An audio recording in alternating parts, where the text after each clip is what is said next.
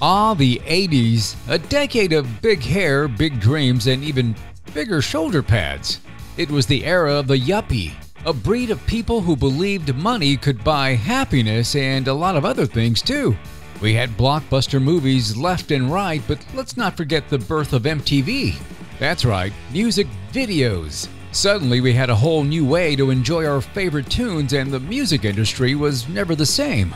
Of course, it also gave us a whole lot of one-hit wonders, but hey, they were hits nonetheless. And while all this was going on, American cars were going through some changes too.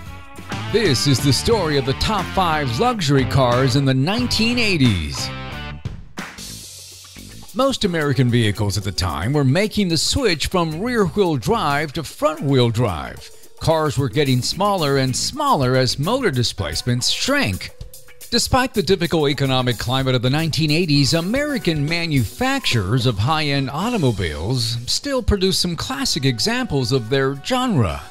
In this video, we go over the top 5 luxury cars produced during the 1980s. The New Yorker Fifth Avenue, truly impressive value in a luxury car. Imagine 43 standard luxury features. Looking for a car that screams, "I'm rich," but not rich enough for a real luxury car? Look no further than the Chrysler Fifth Avenue from the 1980s. This mid-size sedan was the perfect size for the decade, meaning you could still show off your wealth without feeling guilty about killing the environment with a massive car. Sure, it may have been smaller than the competition's full-size rear-wheel drive car, but it had a long hood and a short trunk, which we all know is what truly matters when it comes to luxury cars. Plus, its roofline was a head-turner. Despite its smaller size, the Chrysler Fifth Avenue still had a big roomy cabin with plenty of trunk space, perfect for all your shopping sprees. And let's not forget about the standard 5.2-liter V8 engine. It may have only had 130 to 140 horsepower, but who needs speed when you're driving a car that screams, "I have money to burn"? All in all, the Chrysler Fifth Avenue was one of the most popular cars of the 1980s. Announcing the classic Cadillac for 1986, the rear-wheel drive Fleetwood Brougham. Styling that's every inch a Cadillac. Next on the list is the 1980 through 89 Cadillac Fleetwood Brougham. In the 1970s, Cadillac's Fleetwood was so big that it needed a separate zip code just to park it. So they decided to shrink it down, and boy, did they nail it. The 1980 version of the Fleetwood Brougham with rear-wheel drive was a masterpiece. It was like a work of art on wheels. It was 221 inches long and looked classy as hell. Cadillac didn't mess with the Fleetwood Brougham too much during the whole 1980s, but they did come out with a newer, smaller version with a front-wheel drive in '85. The Fleetwood Brougham came with a boatload of luxury and convenience options and a bunch of cool features as standard. You could even get it in a 2-door version from 1980 through 1985, perfect for those who like to make a grand entrance.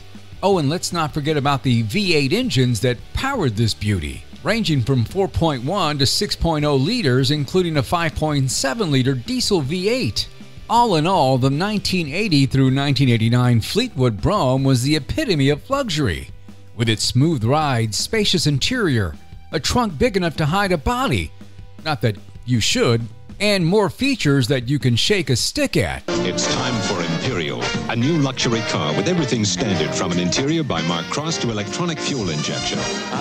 Next on the list, Chrysler's Imperial, which was made from 1981 through 1983. 1981 was a huge year for the Chrysler Company. In the year of its birth, the small and nimble front-wheel drive K-car platform emerged, steering the Chrysler Corporation towards a different path. And lo and behold, it became the foundation for their most victorious car lineup in the 80s. In a strange twist, this was also the model year that Chrysler launched the ultimate 2-door luxury coupe.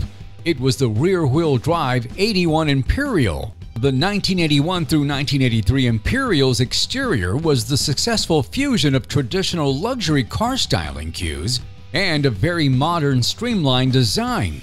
The Imperial had a laundry list of luxury and convenience options, which placed it in the top tier of luxury cars in its day. Even with Frank Sinatra as a spokesman for the new Imperial and the release of a special Frank Sinatra edition, it couldn't prevent the Imperial from being a sales flop.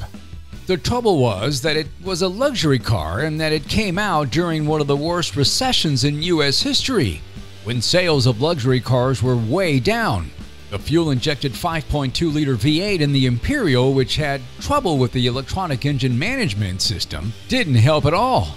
Even so, the Imperial was a big luxury car with beautiful styling that has stood the test of time. Even though sales weren't great, it was still the best American luxury car of the 1980s. Distinctive, elegant, superbly crafted. A car for those who choose to go first class all the way.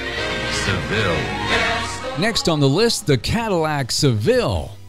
When Cadillac came out with the second-generation Seville in 1980, they kept the length of the first-generation Seville, but completely redesigned the car with a long hood and trunk that looked like it belonged to an old Rolls-Royce. And guess what? It worked like a charm.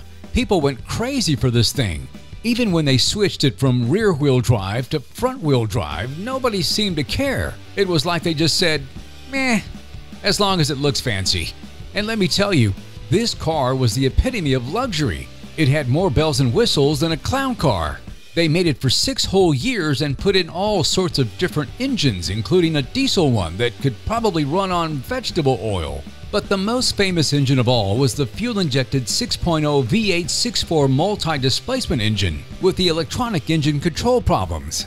I mean, what could go wrong with that? When Cadillac owners compared DeVille to the Lincoln Town Car based on comfort, roominess, luxury, and ride, 86 out of 100 preferred the Lincoln Town Car. Well, but isn't the Lincoln Town Car trying to be all luxurious and all since 1981? But let's face it, it wasn't until the 85 model year that it finally hit its stride and became the ultimate of the 80s luxury car. With a mid-cycle platform update, it finally got a sleeker and more streamlined look, leaving behind its old-fashioned little tiny fins in the back. Those vertical taillights and that large red reflector panel were the cherry on the top. And boy, did it have everything a luxury car buyer could ask for. Luxury and convenience options galore. Also available were special luxury editions such as the Cartier edition. The Town Car was equipped with an electronic fuel-injected 5.0-liter V8 that produced a decent amount of pound-feet of torque, which was good power output for its day. This engine from 1986 through 89 used a port fuel injection system, while the 85 version of this engine used more of a traditional throttle body fuel injection system. When most American luxury cars were shrinking in size, the Town Car remained a large car which was built on Ford's rear-wheel drive Panther platform. It was the sales success of the 1985 through 1989 Town Car that ensured that the Town Car model would live on for a few more decades through the end of 2011. Well, there you have it, the top 5 luxury cars of the 1980s. We want to thank you so much for supporting our channel. If you're not a subscriber, it's easy to do. Just hit the like button, subscribe, and hit the bell for future notifications. This is Michael J. with the Boker Brothers. We'll catch you next weekend.